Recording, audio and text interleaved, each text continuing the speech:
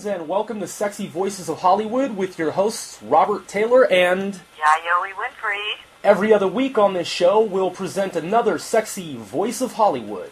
This week's guest is author, blogger, filmmaker, and Michael Jacksonologist, Pearl Jr. Besides having a sexy Hollywood voice, Pearl Jr. and her Elbow Grease Productions also have a lot of products on the market, including books, DVDs, blogs, and websites.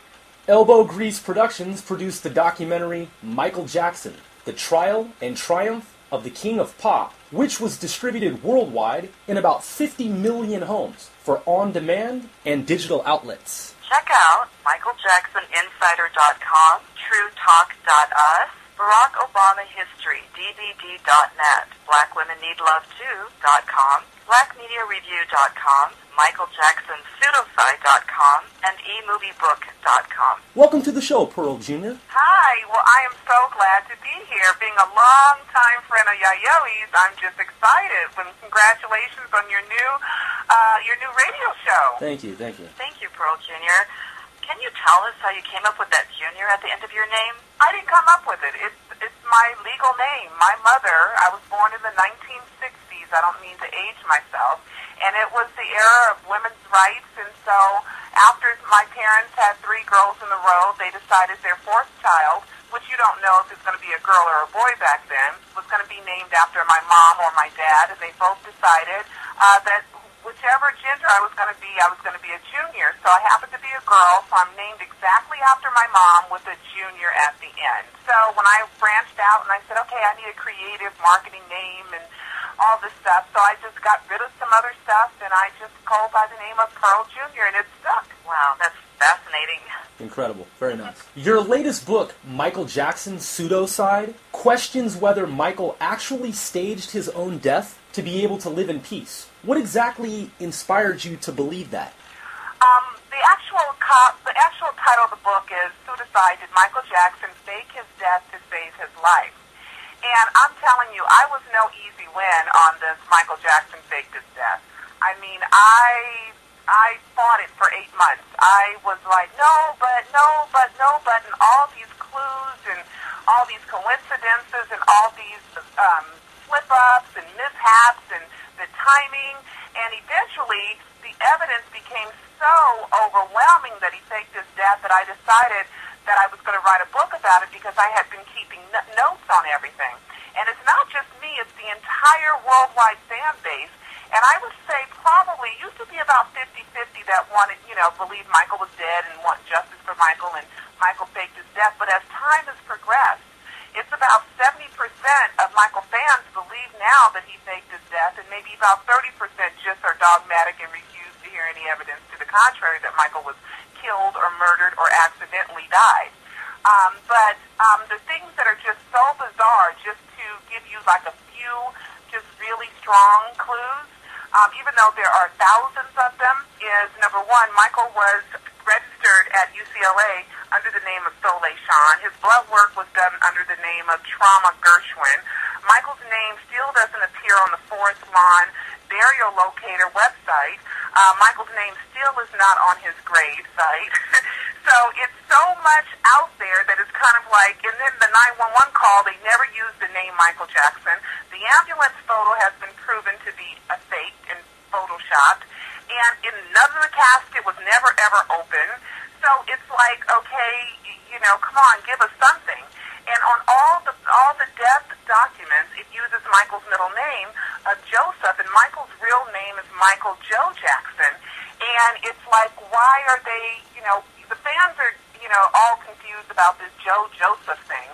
And it's like, why don't they just fix it? There's been 4 additional death certificates that have been released, and there's been plenty of time to change it to Michael Joe Jackson. And another weird thing is that when you talk about the death hoax of big celebrities, most people are like, oh yeah, just like Elvis.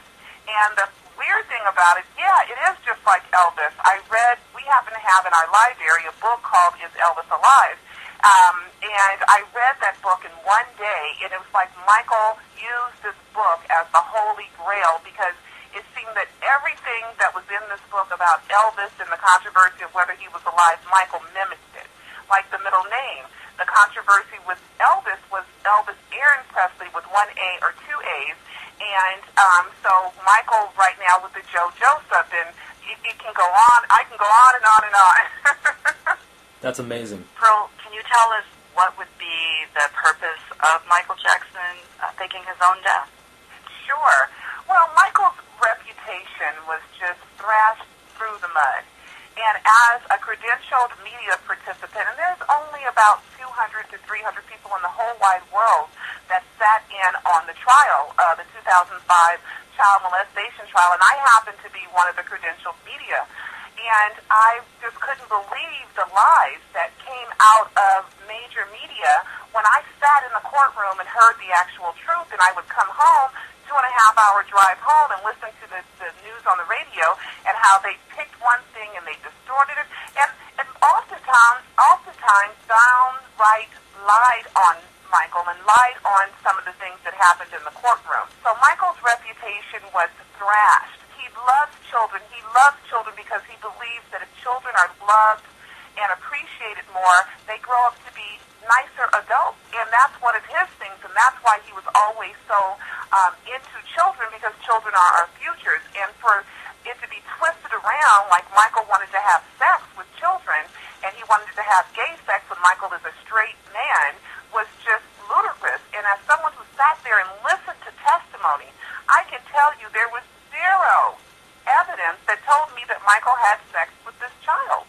So then you feel that the staging of the pseudo side, as you phrased it, would benefit him and that he could lose this reputation or this wrong reputation? Yeah, because it's kind of like now, it's cool to be a Michael Jackson fan again.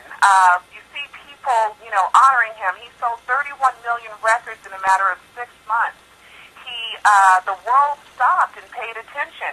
And people who were silent or people who were fearful now came up and they were telling the truth. And it wasn't just my little tiny media source who was out there, telling the truth and created the documentary, The Trial and Triumph of the King of Pop, and did all that I could to make sure that people understood that Michael was lied on and that he didn't have any interest in having sex with little boys or little girls, anyone. It just was nowhere. He said he would slit his wrist before he harmed a child.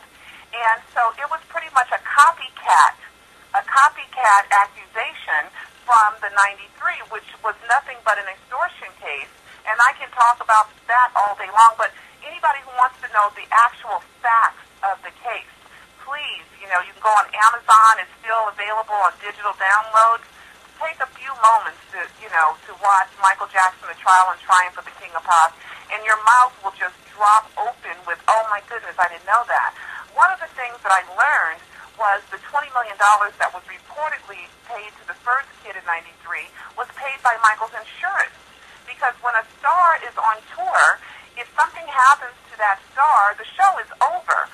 So they are insured for everything. And that is something that the public never knew, that the reason why Michael was talked into settling out of court, and he admitted no wrong, was because it was already covered.